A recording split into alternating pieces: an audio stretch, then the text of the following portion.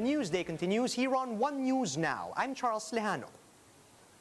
The Health Department says there's still a continuous uptrend in the cases in the rest of Luzon. This is despite the slow downtrend of cases here in Metro Manila. To tell us more details about today's health briefing, we have Greg Gregorio again joining us live from Antipolo. Good afternoon, Greg. With COVID cases on a downtrend in Metro Manila, can we say now that the COVID situation in the NCR is definitely improving? Charles, what the Department of Health is saying, we are seeing improvement in the situation in the National Capital Region. For one, the decreasing growth rate in the number of cases, as well as the decreasing number of average daily cases. But the Department of Health is to caution about what their observation, about what they are saying about this observation, because according to Health Undersecretary Vergeire, they have also noticed a decrease in the daily testing output of the National Capital Region. In fact, there was a 5% decrease in the daily testing output of the entire country from the past week compared to the previous week. And for NCR alone, there was 10% decrease in the 7-day moving average of daily testing output. According to Vergeire, this might be affecting the case trend in the National Capital Region. So they can't say definitely just yet if we are seeing an improvement in the entire situation of COVID-19 transmission in the Metro Manila. Charles? Right, Greg, much has been said about the situation here in the NCR as well as Luzon. Could you tell us more about the situation in Visayas and Mindanao? Charles, according to Undersecretary Vergeire, the case trend in Visayas is at a plateau, while the cases in Mindanao are also showing a downtrend and also showing a plateau. Charles? Greg, you mentioned earlier about this 5% decline in testing output. What was the reason given for this? Charles, that is the same question the Department of Health is trying to answer. According to Undersecretary Vergeire, they are in coordination with the Metro Manila Development Authority as well as LGUs in the Metro Manila for them to know what were the basis or the reason behind the decreased daily testing capacity. According to Vergeire, this could be attributed to a lot of factors, like the use of antigen test kits in various areas instead of having the RT-PCR test, as well as probably the affected workforce of a certain area, especially if some of them had COVID-19 and the others had to undergo quarantine. Thus, the workforce for the testing or the case identification would be affected. According to Vergeire, they might be able to answer this in the next coming days or in the next week. Charles? Right, Greg, we are at the tail end of the week. Is it now possible for NCR to be downgraded to alert level 3 amid this downtrend that they've noticed? Why or why not? Charles, despite the observed downtrend in cases in the National Capital Region, Undersecretary Vergeire said it is too early to tell yet if the National Capital Region will be downgraded to just alert level 3 after the pilot implementation. Vergeire said we still have to finish the 2-week pilot run for the alert level systems in Metro Manila, and then we could be able, only after this, we could be able to tell if NCR will remain under alert level 4 or if they will indeed be downgraded to alert level 3. Charles? Right, Greg, could you tell us about the DOH's latest case projections for Metro Manila and how it differs for their projections for the rest of the country?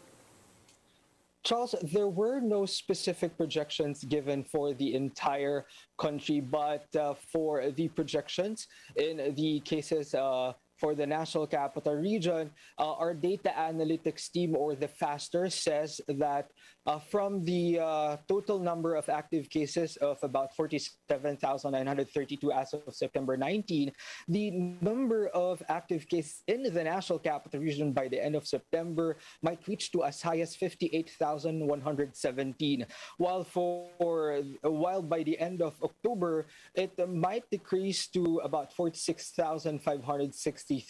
While when it comes to the number of daily cases, the current, or as of September 19, the number of daily cases in the metro is at 4,748. But according to projection, this could reach to as high as 6,085 daily by the end of September, and for the end of October, this might reach to just about 4,450. Undersecretary Vergara explained that these projections are not cast in stone, and this might still be affected by the recent interventions and implementations that are currently implemented over the Metro Manila, such as the case detection, a bolstered vaccination program, as well as the case detection and isolation for the COVID-19 cases. Charles?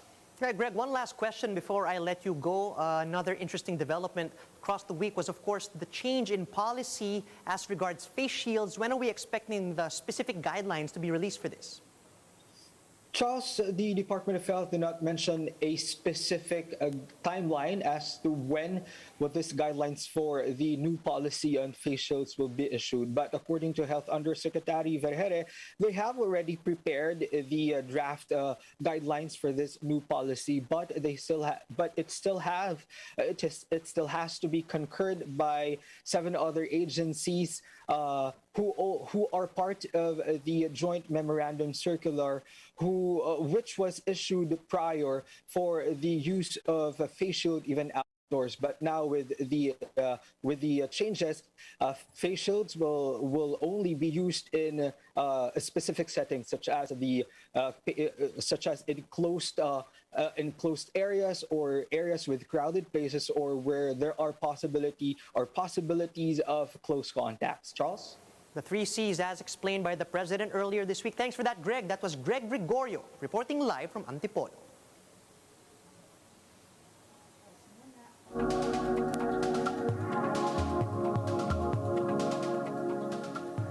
The global purge of working women in the pandemic is leaving an economic toll in its wake. One estimate shows that women lost at least $800 billion in income in 2020. Bloomberg's Olivia Rockman reports on Quick Take Charge. The childcare crisis has resulted in many women having to leave their jobs either permanently or at least temporarily during the pandemic.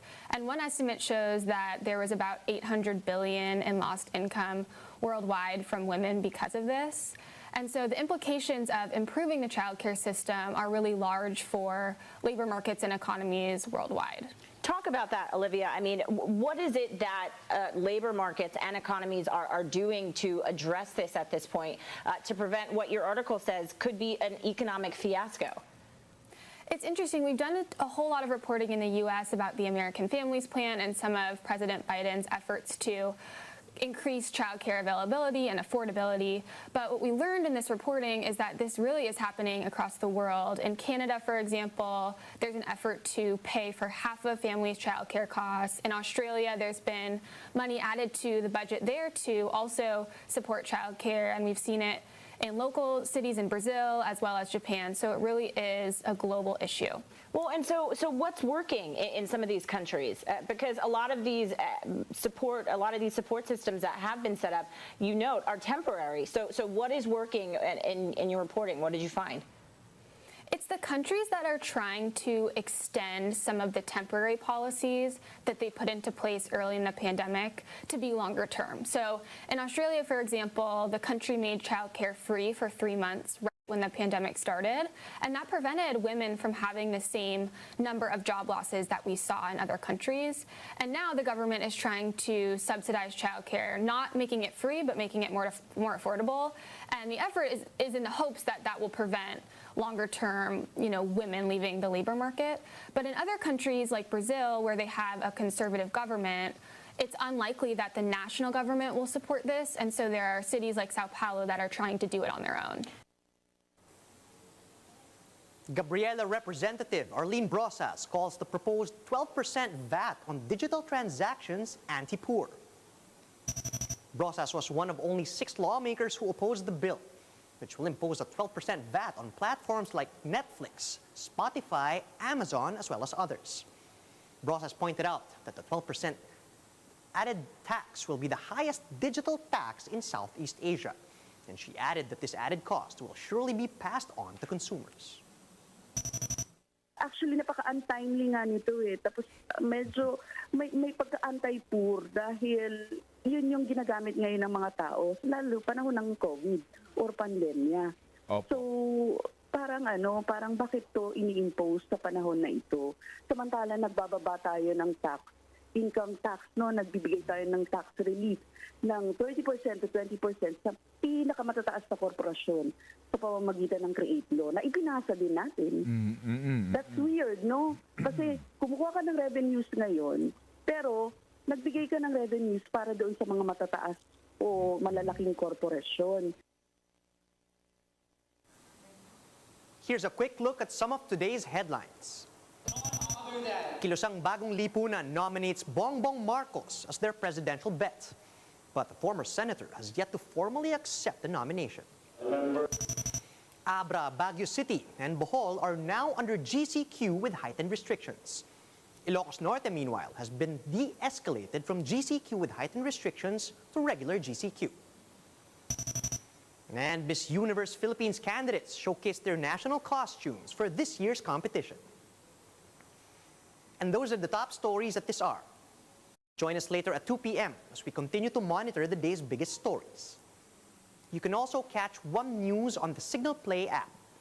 Just register for a free account at www.signalplay.com so you can stream One News live anytime and anywhere. I'm Charles Lejano. Mask on, wash hands, and stay safe, Philippines. We are One News.